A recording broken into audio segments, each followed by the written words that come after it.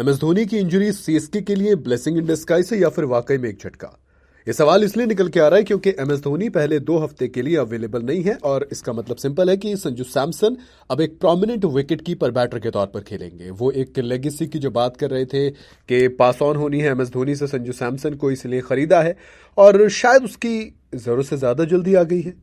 हाँ, मतलब सीएसके ने ऑफिशियल जो स्टेटमेंट दिया उसके मुताबिक एमएस धोनी रिहैबिलिटेशन में गए हैं क्योंकि काफ स्ट्रेन थी उनको, जिसकी वजह से पहले 2 हफ्ते टाटा आईपीएल 2026 के वो मिस करने वाले हैं। सीएसके ने नीचे लिखा गेट वेल सून थाला, लेकिन थाला का ना होना वाकई में ये सीएसके के लिए दिक्कत है। मुझे नहीं लगता, क्योंकि देखो इरफान पठान से लेकर कई सारे लोग थे जिन्होंने ये कहा था कि हम सीएसके में अगर आप एमएस धोनी को देखते हो तो लास्ट के 1 ओवर या मैक्सिमम 1.5 ओवर इसके लिए अवेलेबल होते थे और फैन फॉलोइंग है जिसके लिए वो खेल रहे थे।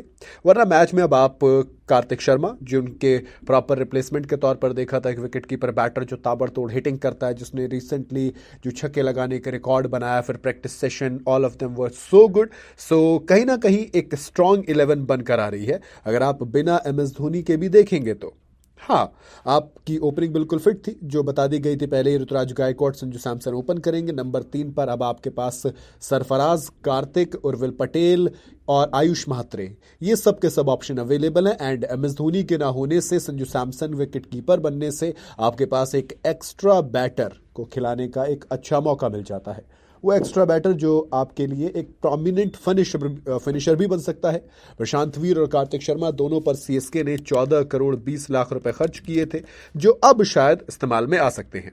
रही बात एमएस धोनी की, तो एमएस धोनी के साथ दिक्कत ये थी कि एक इम्पैक्ट प्लेयर के तौर पर ऑलमोस्ट वो खेल रहे थे, विकेट कीपिंग कर रहे थे, बट वो इफेक्टिव उतनी नहीं हो रही थी।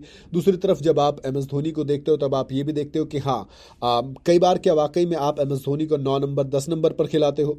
हमने देखा कि पिछले सीजन में भी 2025 वाले सीजन में कभी नंबर 8 तो कभी नंबर 9 इस तरीके से एमएस धोनी बैटिंग कर रहे थे। और अगर हालात यही रही तो क्या ये भी आप कह सकते हैं कि एमएस धोनी का लास्ट सीजन है? हाँ, लास्ट सीजन की अगर बात करूं, पिछले सीजन यानी कि 2025 की, तो 14 मैच में सुपर किंग्स के लिए सिर्फ 196 रन मारे थे, एवरेज 24 का रहा था, लेकिन हाँ स्ट्राइक रेट भी 135 का था। तो कहीं ना कहीं ये तमाम चीजें आती हैं कि एमएस धोनी का अवेलेबल नहीं होना एक ब्लेसिंग इन डिस्गाइज है। मिड सीजन में कैप्टनसी लेनी पड़ी, ऋतुराज गायकवाड इंजर्ड हो गए थे। हालांकि अब वो एक कंसर्न भी नहीं है क्योंकि अब आपके पास संजू सैमसन बतौर कैप्टन ऑप्शन के लिए अवेलेबल है। फिर अगर ऋतुराज गायकवाड इंजर्ड भी होते हैं तो संजू सैमसन अवेलेबल रहेंगे। यानी कि एक प्रॉपर बैटर विकेट कीपर जो कि कैप्टन मटीरियल है मिल चुका है आपको। तो मोर और लेस पहले भी ये चीज़ कही जा चुकी थी कि एमएस धोनी का मोस्ट प्रोबेबली ये लास्ट सीजन है। एंड अब जब संजू सैमसन आ गए हैं, इंजरी हो गई है, तो अब मुझे लग रहा है कि लास्ट सीजन और ब्लेसिंग इन डिस्गाइज है। बाकी आप लोग बताइए अपना कमेंट के अंदर।